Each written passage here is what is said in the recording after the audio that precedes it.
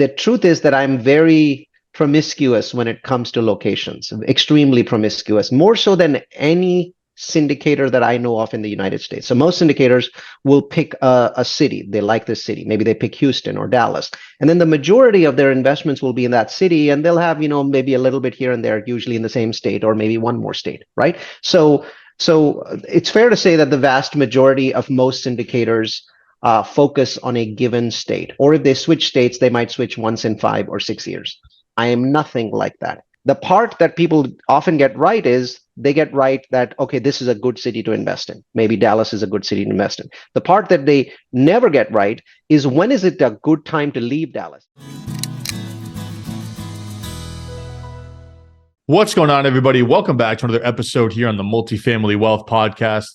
In this episode, I'm chatting with Neal Bawa, who is one of the most well-known syndicators in the real estate business.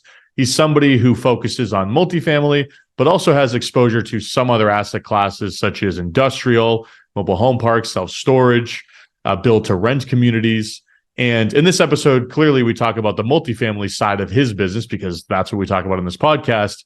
But we dive really deep into a couple of specific topics. One being market selection and underwriting markets and evaluating markets. The other being asset management. And then we talk about some current events related topics towards the end as it relates to what Neal is focusing on now in his business and why. And it's a great thesis. So I recommend you stick around and listen to the last 5-10 minutes of this show. But the reason I wanted to have Neal on is he's known in the business as the mad scientist, mad data scientist. And the reason that he earned that nickname is because he's one of the most data-driven investors in the entire business, whether that's selecting markets, underwriting deals, asset managing his properties, organizing his business at a higher level in terms of the business that actually goes out and buys real estate, hiring, tracking success of his teammates. I mean, it's everything that he does is data-driven.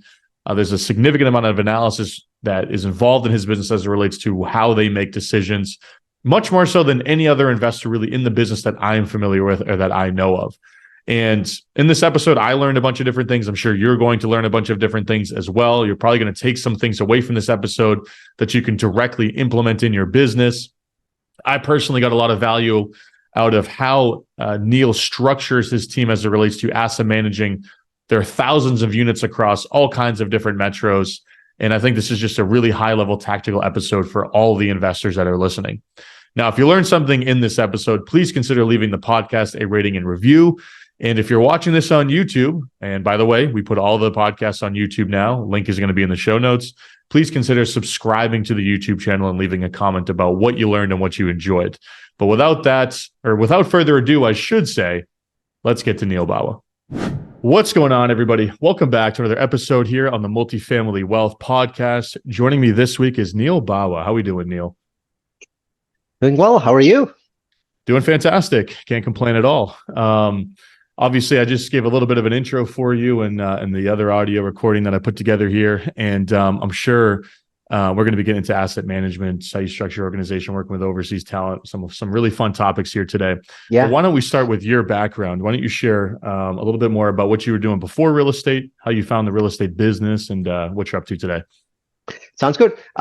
Neal Bawa, I am a technologist, computer science graduate, data scientist by profession, by experience, and was doing technology for a long time until about 2014.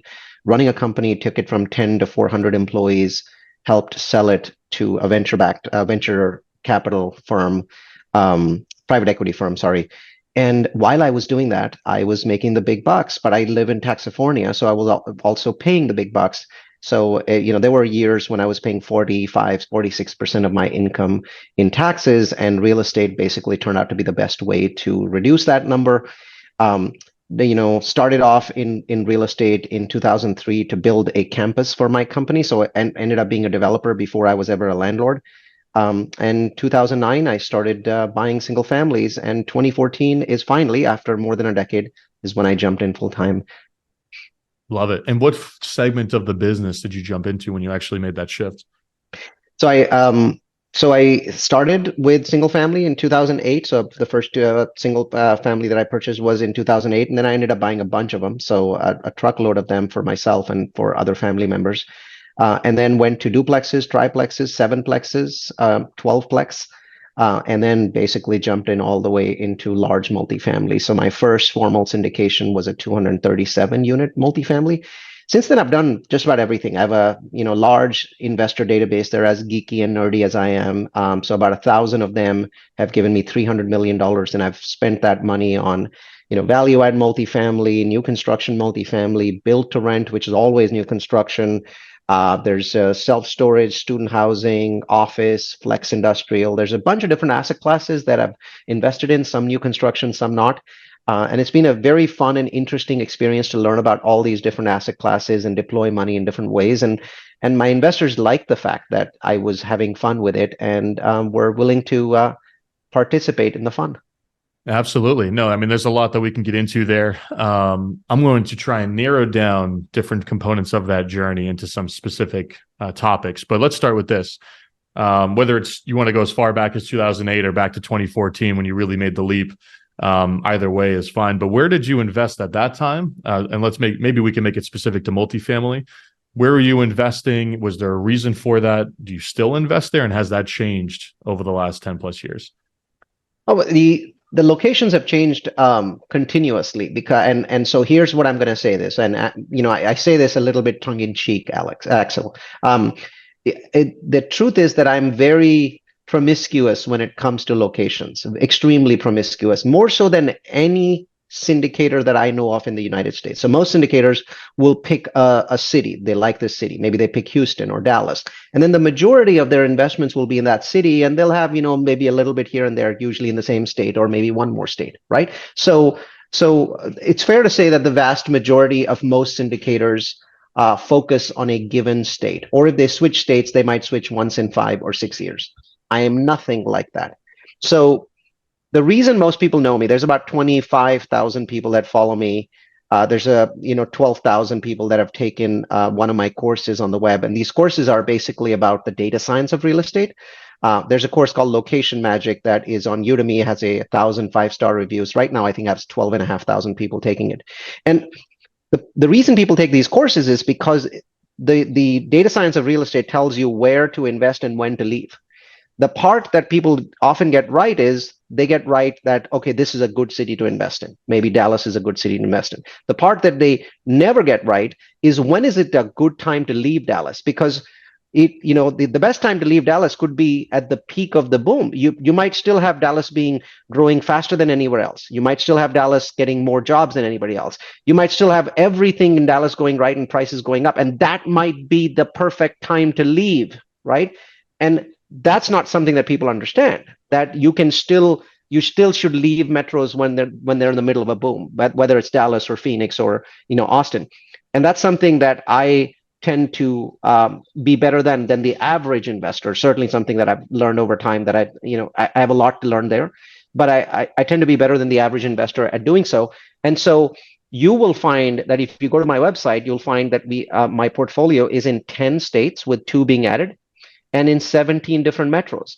Because what I do is I chase the path of progress before other people know about it.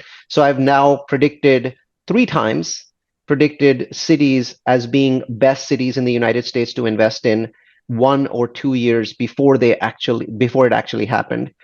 Usually I use the Milken, Milken, Milken. This is an institute that ranks 1,000 cities in the United States on 10 different criteria and basically picks top cities in the US for real estate. And I have picked multiple cities 1 or 2 years before they got the number 1 ranking in there. And that's just data science, right? So like, I don't have the kind of staff that Milken has, so maybe it takes them a little bit longer to get to where we are. And so to me, what has changed over time, Axel, is that I've realized that no city, no matter how powerful it is going to stay in that sweet spot of investing, which is hot, but not too hot, right? Slightly overpriced, but not too overpriced. No city stays there. And that's why I'm continuously moving. Love it. That's a hell of an answer. I'm going to have to go check out that resource myself as well, the Milken Institute. That's a great plug. Now, to clarify, when you are investing in let's just continue using multifamily as an example.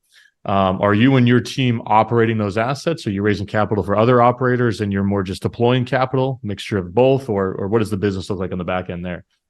We don't raise capital for anybody else at this point of time. We have in the past, so 2017, 2018, before that, 2014, 2015, we raised capital for other people and learned by doing so.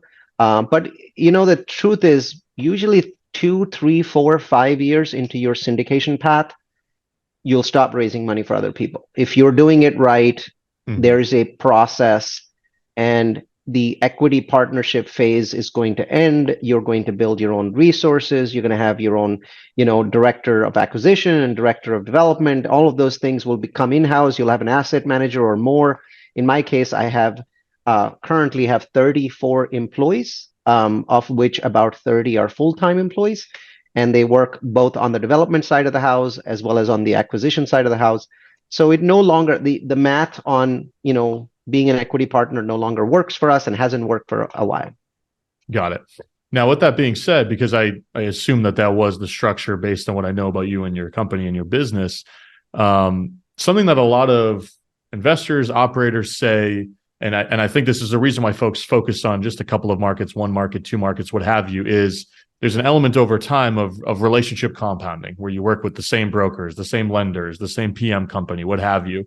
And it gets a little bit easier to find those opportunities in the deals. And obviously you're compounding your knowledge of that market, putting yourself in a position where maybe you're at the front of the line when a deal comes out, or for other components, right? Your market knowledge starts to help you operate assets better, et cetera. Now, in terms of your approach to investing that you described, which is finding these markets before they become hot, before they become, I'll use the word mainstream. I guess maybe that we can loosely apply that here. How do you actually go about developing those relationships? And have you found that that's a challenge that you are facing in just the journey of investing and building your portfolio is maybe starting at an earlier point with some of these relationships and working to build them? I guess maybe talk about that and how you approach that dynamic. So what you just, what I provided initially were the pros of my approach, right? Yeah. So the pros of my approach were, I pick up cities before other people know about them so you can get better pricing, and you basically are catching the city on the up curve. The con was exactly what you mentioned, right? It's hard to build relationship and maintain relationships when you're moving between cities. But for the most part, that all that does is makes the syndicator's job easier. It doesn't make them better syndicators. They just simply have access to more projects, more assets in their given city, right? Or their given state. Usually their given city. In 99% of the cases, it's their given city. So that's just making their job easier. It's not making them a better syndicator. Now, what is making them a better syndicator is knowledge of that city. Now, but let's be honest here. Let's talk about a syndicator that only invests in Dallas. So this syndicator is now learning more about Dallas. Well, Dallas actually has 12 to 15 completely, radically different submarkets. So if Axel is investing in Denton, right, which is sort of on the northeastern side, well, then you now have a very good understanding of the Denton submarket. So if you get another asset in Denton, yes, you have that advantage. You have a market advantage. But the likelihood is your next one is probably going to be in Plano. And then the next one is probably going to be in South Dallas, right? Then it's going to be in Fort Worth, which most people still consider to be part of Dallas. So the truth is, if you look at most syndicators that are single, metro syndicators, the assets are still in 12 different submarkets, so you don't really have that knowledge. I don't believe that it is fair or right to say that some submarket in Dallas is like exactly another submarket, because that simply is not the case. They all have extraordinarily different incomes. They have extraordinary different, occupancy rates. Even their expenses are different, right? Because the people might be coming in from outside the metro if it's at the edge of a metro, and then the incomes, your payroll costs there are cheaper. So to some extent, yes, it's convenient to work in one metro, but there's downsides of that as well. So there's pros and cons of both approaches. It's very important to understand that I'm not saying my approach is any better. I'm simply pointing out that it's different. No, and I think that's a great distinction. I appreciate you sharing that commentary around that for sure. One last question on just selecting markets, and then we'll move into a different topic. But I I think a lot of the folks listening are familiar with the metrics that you want to see when you're evaluating a market. You want to see population growth and job growth, rent growth, et cetera. We want these growth metrics, right? We want a rising tide to lift all boats. But there are some other metrics I think that are maybe not discussed as frequently on podcasts or online or in these types of channels, which is how much supply is being added to the market if you're buying existing product. What does your competition look like? Who are you actually competing with for deals? And what is the environment like in the local marketplace? How do you, I'm trying to think of the best way to ask this, but how do you actually evaluate all of those different components? And maybe a more specific question for you is, obviously you're early to these markets that later become a little bit harder, which is an advantage in and of itself. And you're going to create value just by being early. But is evaluating competition, is evaluating the other individuals that are participating in that market a part of that evaluation, or is it really much more data focused? So you start with data. You can't end with data, right? So at no point do I suggest that, being a data scientist and understanding and being able to compare 1,000 markets is going to mean that I'm going to pick a magical market where I can just walk in and buy the first asset that I see for some reasonable price and do well. So picking cities and then picking assets are two separate things. And just doing a good job of picking a city doesn't mean that you can do any less of a job in picking the asset. So that's the first thing you have to understand. So the set of metrics for picking cities are very different from the set of metrics for picking properties. So for cities, you mentioned them: job growth, home price growth, income growth, crime reduction, right? And population growth. These are 5 that I look at when I'm picking cities. These days, there is a surprising 6th metric, which now has become more important to me than the others. And I do not believe that you've ever heard of this on a podcast, because so as a data scientist, what we try and do is we try to take everything that we're measuring and we try and compare that with profit, right? And if you do this obsessively over and over thousands of times, you can say things like this: a city with cheap insurance has 1/3 of the impact on your investors' profits as a city with cheap property taxes.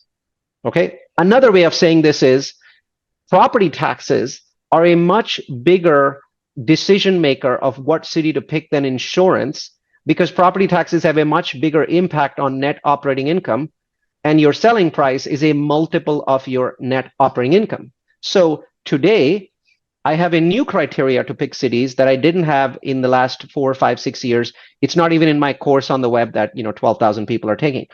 And that is the combination of low property taxes and low insurance. Because in the last 3 years, property taxes and insurance in the United States are a black swan event that nobody recognizes. A black swan event occurred in 2020 called COVID. That black swan, that event then led to individual black swan events in a bunch of different markets. For example, work from home, right? So you've got work from home, that's a black swan event, and it's changing the office market. In my mind, the office market is going to go through a 10-year meltdown because of a black swan called work from home, which was really tied back to a black swan called COVID. Well, in the same way, no one is paying attention because they're not looking at data as much as I do, and they're not as obsessed or as nerdy as I am. They're not looking at the impact of what has happened in the last 3 years in terms of property taxes plus insurance, what it has done to the net operating income compared to 3 or 4 years ago. Now, every syndicator is aware of the impact of property taxes and insurance on NOI, right? 100% of them are, right? But 0% of them are changing cities because of it. That's the difference between data science and being syndicators. Data science is now saying that the biggest single factor that is actually affecting my profit today is no longer population growth and job growth. The biggest single factor is a combination of low property taxes and insurance, and not one podcast, not one conference says that. Mm-hmm. It's a great point. People catch up with it in the next 3 or 5 years, but they'll catch up with it. Yeah, I mean, it's the landscape from just in terms of where individuals are electing to invest right now is completely changing as a result of this, with all of the corrections in Houston and throughout Florida and a lot of different coastal markets throughout the country as it relates to what's going on with insurance. We invest in Florida. We own property in Florida. We've sold a lot before really the insurance market started to bust out in Florida. We still own an asset. It's a factor in how we operate that asset now. And it's made us less enthusiastic about buying there as it relates to what's going on from a volatility standpoint, harder to underwrite, harder to actually project what your expense line items are going to be into the future. Florida now becoming a high property tax and extremely high insurance state and getting walloped on both lines. And these are states that I love, right? So 5 years ago, I was telling people, go to Texas, go to Florida.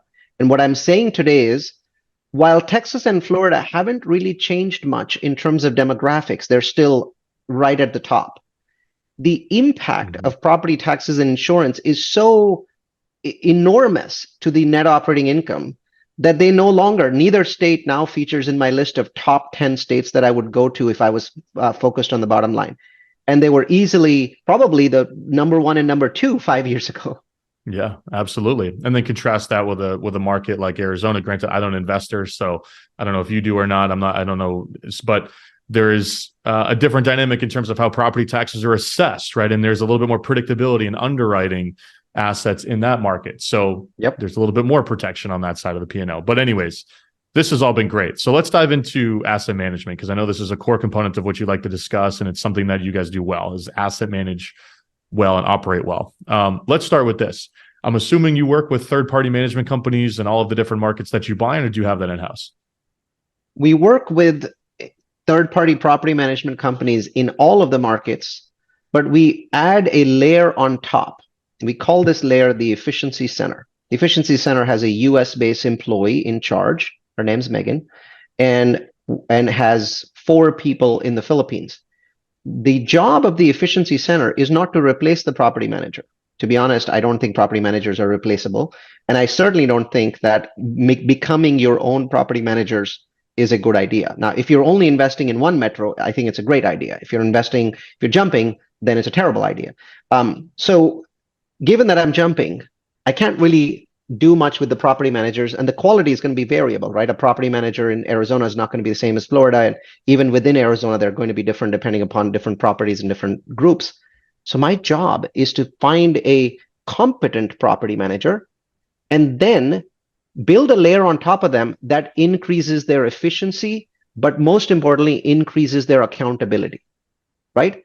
And so instead of building systems to manage a property, we build systems that show us an extremely naked and visible view of just how well every single person that's in the property management team is doing, right? And these dashboards that we have built are daily, weekly, monthly dashboards.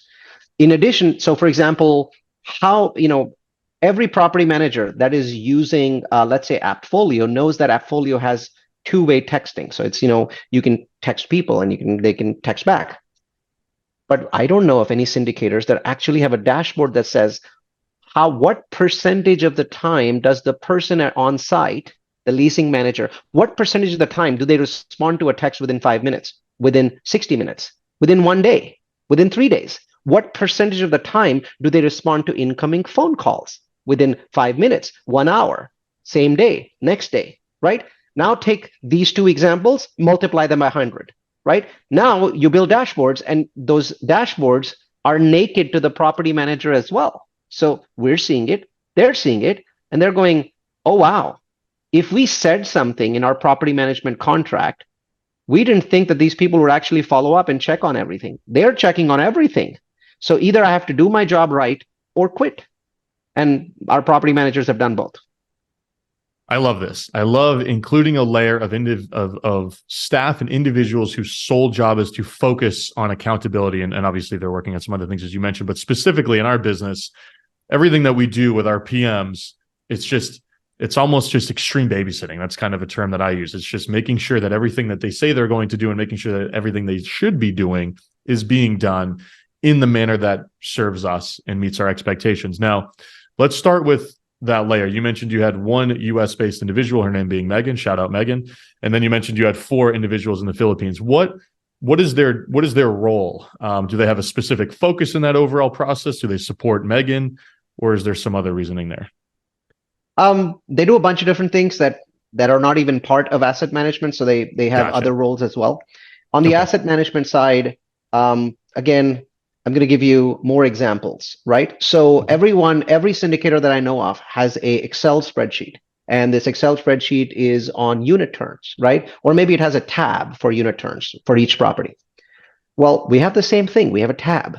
But what we also have are dashboards. So one person in the Philippines is very talented with dashboards, right? So that's something that they did before. And we didn't teach them this stuff. We just hired somebody that was extremely good at dashboarding on Google Docs, right? And by the way, there's a phenomenal free Google dashboarding product, which I'm shocked Google has never charged for.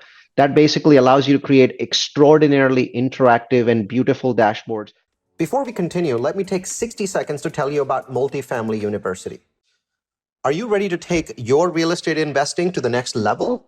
Look no further than Multifamily University. Our comprehensive resources, including guest podcast appearances, educational webinars, the Real Estate Trends Toolkit, and the Location Magic course, are all designed to make smart investing easy and accessible. Plus, with no subscriptions, no upsells, you can trust that we're always looking out for your best interests. But don't take our word for it.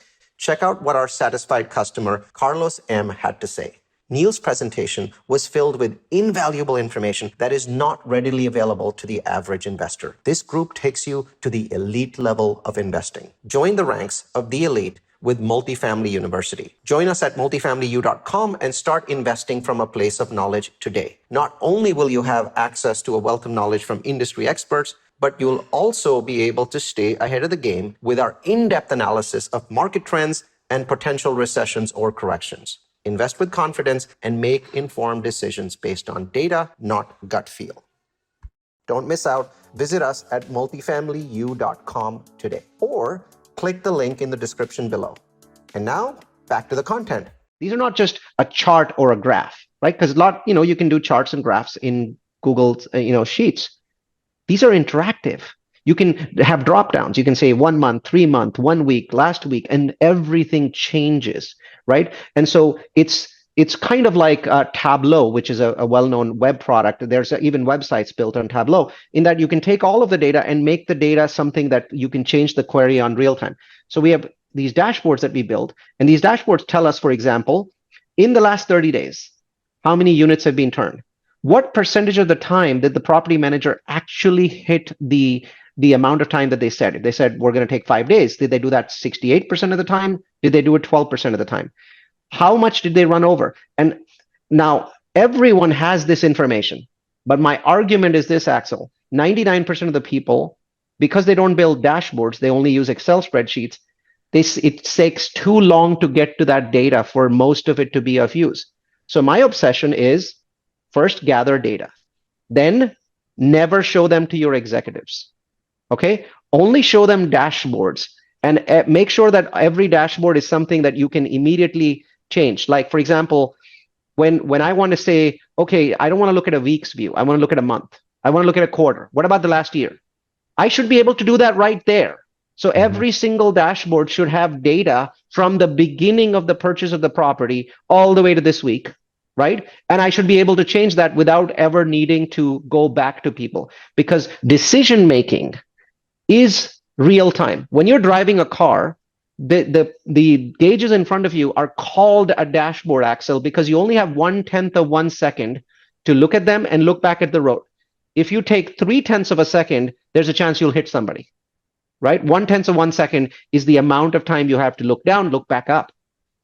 I want to apply that to everything that I do and have dashboards, interactive dashboards of everything. This takes a lot of time. This takes a lot of effort, but it massively improves our ability to make decisions, and it massively improves our property managers' ability to see where they're screwing up. Love it. No, this is great. I'm going to get huge amount of time. It takes a massive amount of time, by the way. Yeah, no, I can imagine, right? And obviously it takes time to build this out, and one, to build it out, and two, to actually utilize it on an ongoing basis and to keep it organized, right? I think that's the other components of this. There's developing it, and then there's implementing it over a long period of time and staying consistent and actually utilizing the fact that you're building this out, right? And changing the conversation, right? So here's the conversation that most syndicators have. They open an Excel spreadsheet, they go to I'm using unit turns as a tab because everybody does them, right? Yeah. So you go there and then you start looking at each line, right? What we've told our team is, we should never, ever in a meeting with a property manager have that conversation. We just want the dashboard. And we start our conversation and end it on the dashboard. The data in the background doesn't matter. It's the insights that matter, right? And that's all we want to look at. So the conversation that we have as an asset manager is at a completely different level than going through a bunch of lines on an Excel spreadsheet. Yeah, absolutely. Couple of little technical questions as it relates to how you work with all of these different PMs. As you mentioned, PM in Arizona is going to be different than a PM in Florida. Maybe they're both using AppFolio, but owner reports might be different. Communication style might be different. Approach to management, fundamentally speaking, might be different. Is there anything you do early in that process? Or, I would imagine this happens before you even sign a management contract as it relates to setting the expectations around how you want to be treated and worked with as a client. Do you want access to the back end of their portfolio? Do you want to hop on a weekly call with them? Like, what do you do to get to try and maybe streamline the relationship you have with different PMs to make it a little bit more consistent from market to market, PM to PM? We try and maintain the same property management software if we can. So, AppFolio, and so we don't want to have a hodgepodge, but we on a practical basis have ended up with a hodgepodge. And so there's a lot of extracting stuff into Google Sheets, then massaging it, cleaning it up, and then connecting it to the dashboard, which is, I think, unavoidable at the scale that we're at. If I was 10 times this size, I would just mandate AppFolio and say nothing else will work, right? I'm not there, but that's our first goal. The second goal is we want an admin or administrative login to AppFolio. Most property managers have trouble giving us that because sometimes we can see other people's data. So we have to work with them to shield other people's data and still give us admin access, which is possible. It's just not something that's set up by default. So you keep asking and asking and asking, and eventually they realize, oh yeah, we can create a new admin login and shield all of our other customers and give you that admin login. So that's part of that process. And it's so you try and make it as kind of down the middle of the fairway as you can. But really the purpose of having so many people in the Philippines is it's really hard to do that. So we are, often on the left side of the fairway in one project and the right side on the other, and we're in the first cut on another one. And we basically somehow bring it back to the fairway by using brute force manpower. Love it. And that makes sense. And we're in the same boat. We work with 3 different PMs and we get the admin login so we can pull our reports, and it's a process, but at the end of the day, you have to make do with what you have outside of bringing it all in-house, which, as you mentioned, if you're in multiple different markets, is oftentimes just complete and utter operational drag in your business. Doesn't really make sense. So we talked a lot about data, how you like to organize data, why it's important to organize data. Let's maybe talk about what you're doing on a weekly basis, monthly basis, however often you're doing different things. But from an ongoing asset management standpoint, you close a property, you hop in on weekly calls talking about specific metrics with your PM. Are you doing stuff monthly? Like, what does the ongoing asset management process look like as it relates to successful asset management within your business? It's weekly if they're hitting their benchmarks, and it's twice a week if they're not. That second meeting is basically a deliberate irritant designed to make the property manager be more irritated. We need them to get into a state of irritation so they can start moving towards their metrics. And then there's a big gain for them, which is they don't need to do that second meeting. Yeah. So 1 meeting a week goes up to 2. And we've tried 3 meetings a week with property managers, but at that point, they just quit. So it's not something that we've actually managed to ever achieve. I do not go to property management meetings anymore. I go to an asset dashboard meeting, which is once a month, where I compare multiple asset dashboards with different properties. So the people that are going to the weekly property management meeting are my chief operations officer, Anna, and the asset manager, Megan. Got it. So let's say Anna and Megan, when they're hopping on these recurring meetings with PMs, what is the main what's the objective in having those meetings? And I'm assuming they're talking about data points, KPIs, something that's more tangible on those meetings. What are the big ones that you guys like to track and that you're talking about when you're speaking with your PMs? They're no different from anyone else's KPIs. Yeah. It is our ability to present the data in an extraordinarily visual and simplistic way that differentiates us. But it's the same sort of things, right? So where's your occupancy? Where's your NTVs? How many units do you anticipate are going to free up. What have you done with rents? Maybe it's a property that's using some kind of rent management software. And of course, we look at unit turns, we look at rehab of outside areas. Where's that going? Budget versus actual. Obviously, in the end, it's everything comes down to budget versus actual, right? So I don't feel that our conversations are any different from others. I think it's the quality of the conversations that's different because it's so driven by dashboarding. Got it. And that makes a lot of sense. I know a lot of folks that have recurring asset management calls, but they're not referring back to historical data or current data. It's just feel. It feels like that's been vacant for a while. How long has that unit been vacant for? It feels like we ran over on this or that. And while they know they should be speaking with their PMs regularly, they're not tying it back to trackable metrics that actually dictate whether or not those calls are even productive in a lot of ways. So I think it's not just looking at the back, right? It's looking at chunks of the back. So imagine you've got some metric, right? So there's a certain metric about, once again, because I've already used it before, the speed at which units are turned, right? Yep. So I want to look at a 4-week, a 1 month, a 3-month timeline, but then I don't want to just look at 12 months. I want to look at 3 months, then the 3 months before that, then the 3 months before that, then the 3 months before that, all visually on the same screen. So I can say something like, 9 months ago, you guys were doing really great with unit mix, but whoever you have working on your unit mix, look, every single quarter you've gotten worse. Every single quarter for the last four quarters. The problem is, if you don't have that data in front of you, you can't make those statements, so you can't really catch them out. Yeah, it's incredibly important. Now, in terms of I want to touch on overseas talent real quick. Where do you typically source talent? Are you directly hiring? Do you work with an agency? I'll probably have a couple follow-ups, but we'll start there. We've never hired from an agency. We've interviewed agencies and maybe we've hired once or twice when we were desperate, but bottom line is we only hire internally. We do not call them virtual assistants. They are team members. In our case, we only hire them on a full-time basis, except if they have some extraordinarily specific talent, which we don't need on a full-time basis. So we have, like, our Facebook ad specialist is not a full-time person. I think we pay him, 16 hours a week because he only does one thing and he's only good at one thing. So bottom line is that we like to hire everyone on a full-time basis. We like to give them, so we'll spread them across departments. That gives us an enormous amount of control over them. We only hire in the Philippines. For the most part, we only hire women.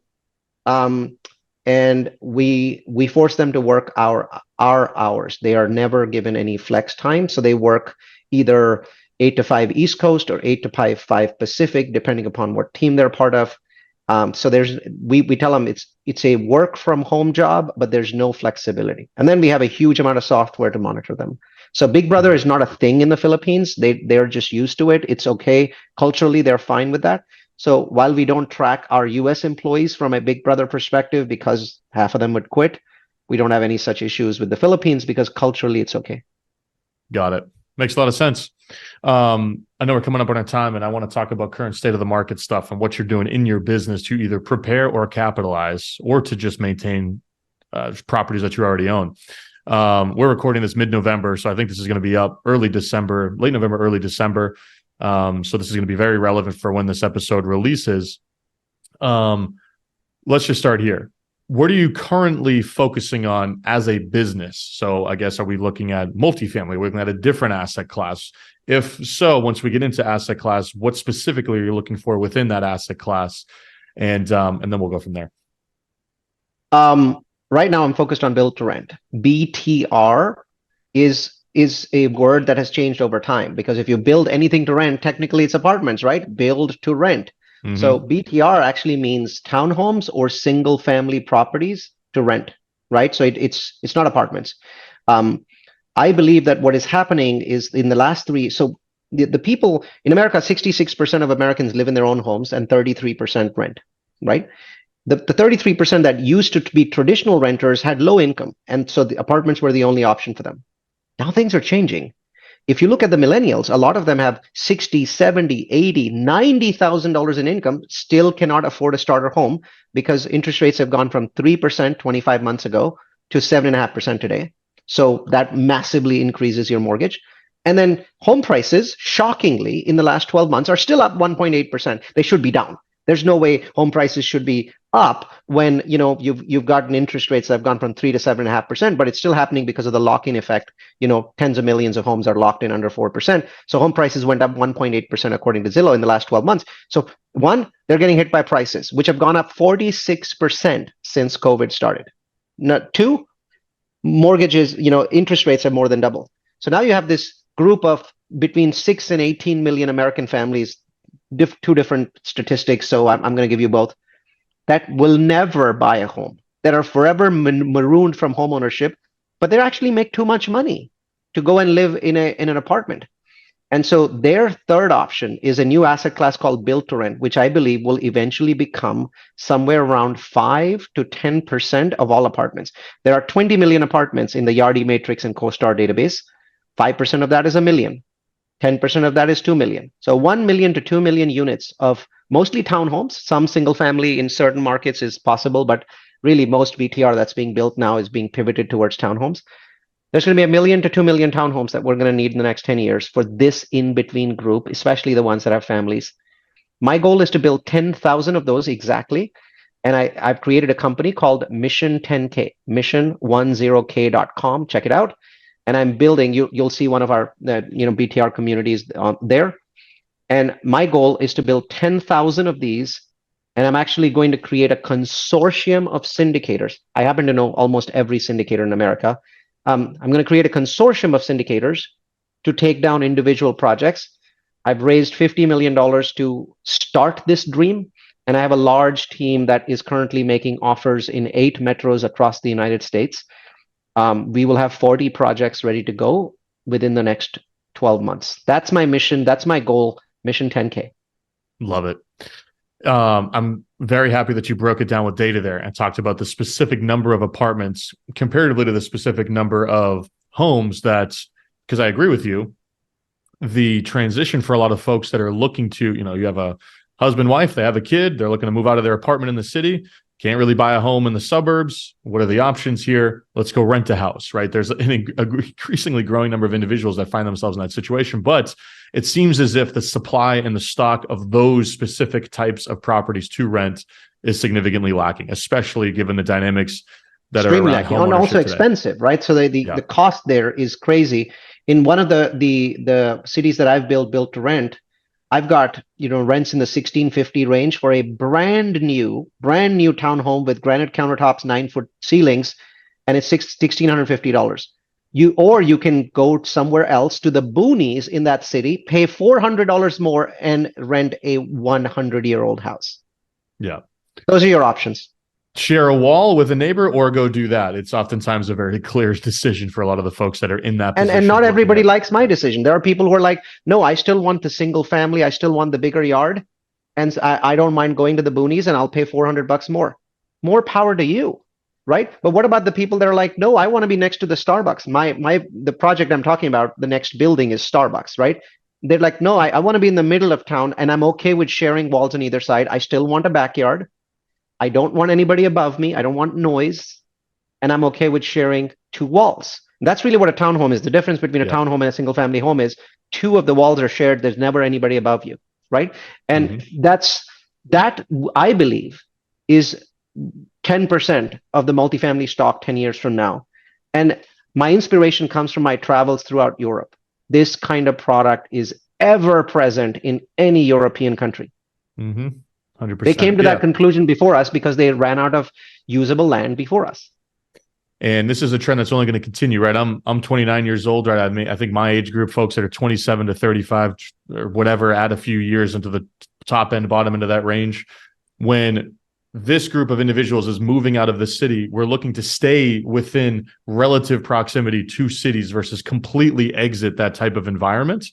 Right. And we're okay with sharing 2 walls, but it's better than having, call it an 800 square foot 2-bedroom apartment where you just had a baby and next thing you know, you're scrambling to try and find the next solution.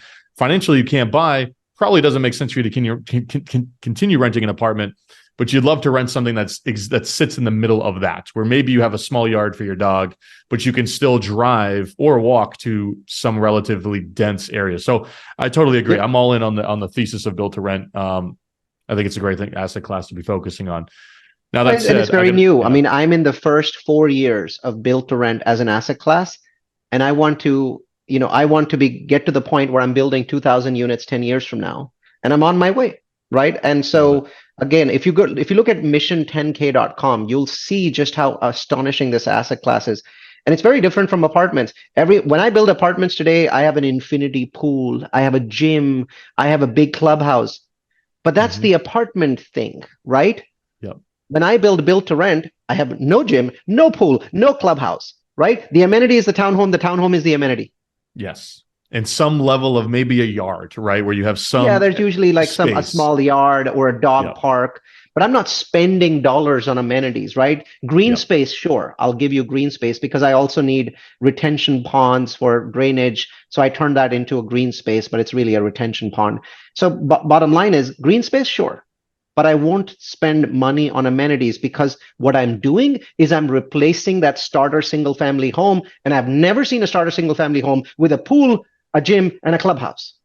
No, exactly. You're speaking to different objectives. These are different residents, tenants, and customers, fundamentally speaking. They're not there's maybe a small overlap in the Venn diagram, but they're fundamentally looking for different things, which obviously you're solving for when you're building one or the other. So I think that's great.